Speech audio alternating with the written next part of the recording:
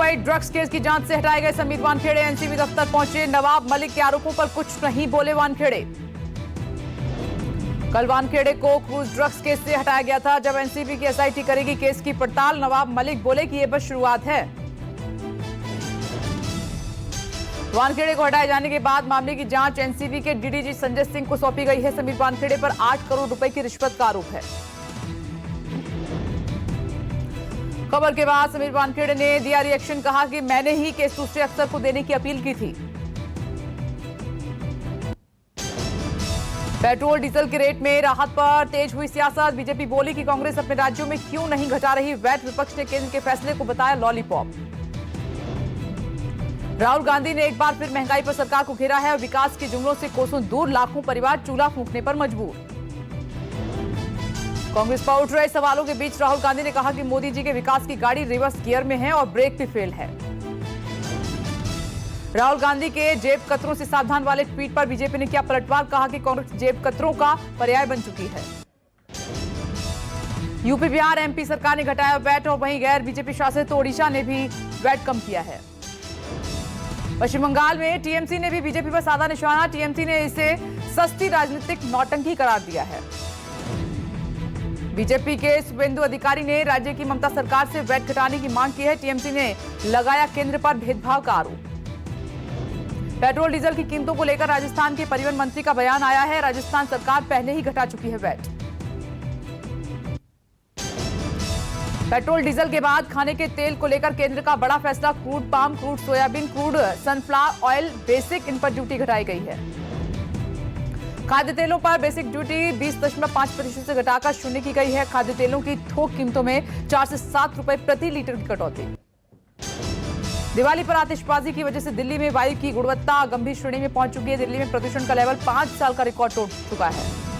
Delhi NCR में प्रदूषण का कोराम है। कई इलाकों में एयर क्वालिटी इंडेक्स लेवल बेहद खराब है। चारों तरफ छाई धुएं की चादर। प्रदूषण की वजह से रात को विजिबिलिटी घटी है और मौसम विभाग के मुताबिक 4 से 5 दिन बाद ही हवा में प्रदूषण का स्तर कम होगा। दिल्ली के चांदनी चौक में AQI लेवल 476 पहुंचा है। वहीं गाजियाबाद की बात करें तो 480 के पार हुआ। आज से 10 से 15 किलोमीटर प्रति घंटे की रफ्तार से हवा चलने के आसार है। मौसम विभाग की माने तो आज से थोड़ी सी प्रदूषण में कमी देखने को मिलेगी। यमुना एक्सप्रेसवे पर विजिबिलिटी बेहद कम है। चालक गाड़ियों की लाइट जलाकर चलाने के लिए मजबूर हैं। धुंध की वजह से लोगों को हो रही है सांस लेने में दिक्कत। आंखों में जलन और पानी गिरने जैसी समस्याएं हुई आम।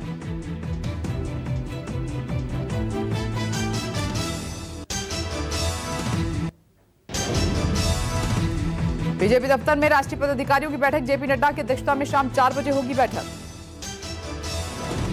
बैठक में एजेंडा और प्रस्ताव को लेकर होगी चर्चा। इस दौरान 5 राज्यों में होने वाले चुनाव को लेकर भी बातचीत होगी। लोकसभा चुनाव के बाद एनईसी की यह पहली बैठक है। मीटिंग में राज्य पार्टी कार्यालयों से लोग वर्चुअली जुड़ेंगे, हिस्सा बनेंगे।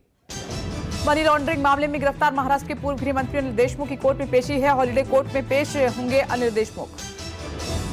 कोर्ट ने 2 नवंबर को देशमुख को ईडी की हिरासत में भेजा था और आज देशमुख की ईडी की हिरासत खत्म हो रही है।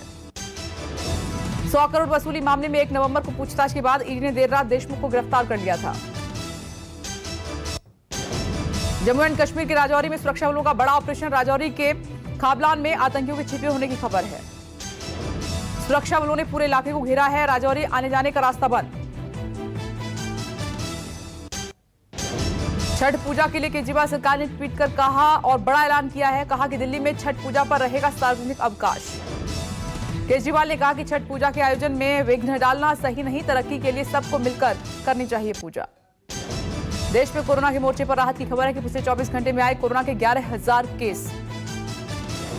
आंकड़ों के मुताबिक एक दिन में 392 संक्रमितों की मौत हुई है। 12,000 से ज्यादा लोग ठीक भी हुए हैं। एक्टिव मरीज अब घटकर 1,46,000 से ज्यादा है और यह आंकड़ा 252 दिनों में सबसे कम है। देश में वैक्सीनेशन में तेजी आई है। बीते एक दिन में 20,75,942 लोगों को दी गई डोज और अब तक वैक्सीन का आंकड़ा 107 करोड़ के पार। केंद्र सरकार से अब गरीबों को नहीं मिलेगा मुफ्त राशन और 30 नवंबर से प्रधानमंत्री गरीब कल्याण अन्न योजना हो जाएगी बंद। केंद्रीय खाद्य सचिव ने किया मुफ्त राशन बंद करने का ऐलान। कहा कि अर्थव्यवस्था सुधर रही है, राशन योजना की जरूरत नहीं। लॉकडाउन के दौरान आपको याद है कि मार्च 2020 में प्रधानमंत्री गरीब कल्याण अन्न योजना की शुरुआत की गई थी। भैया दूज के मौके बाद शीतकाल के लिए बंद हुए केदारनाथ धाम के कपाट, भारी संख्या में उमड़े श्रद्धालु। आज सुबह 8 बजे विधि विधान के साथ शीतकाल के लिए बंद किए गए बाबा केदारनाथ के कपाट और तड़के 4 बजे से कपाट बंद करने की प्रक्रिया शुरू हुई थी। कपाट बंद होने के बाद सेना के बैंड की भक्तिमय धुनों के साथ भगवान केदार के पंचमुखी विग्रह को उखीमठ में किया गया है विराजमान।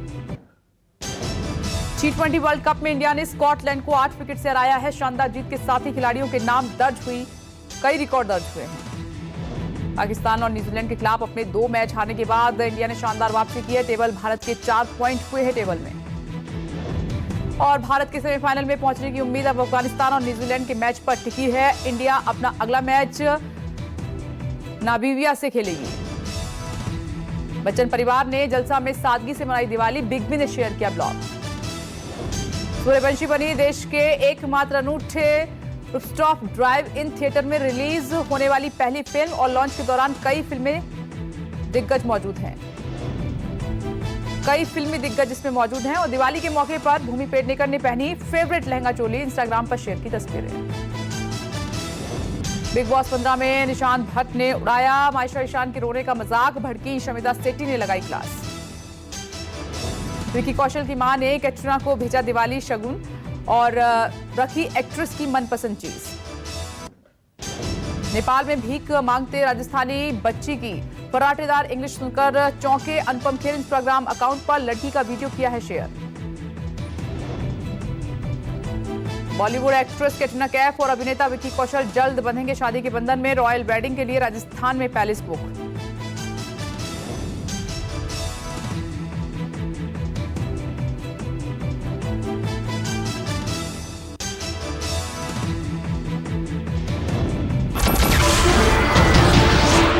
नमस्कार, मैं हूं मानक गुप्ता। अगर आपको हमारा ये वीडियो पसंद आया हो तो इसे लाइक और शेयर जरूर करें, और हां, हमें सब्सक्राइब और फॉलो करना ना भूलें ताकि आप देश और दुनिया की कोई खबर मिस ना करें। तो जुड़े रहिए हमारे साथ और देखते रहिए न्यूज़ 24।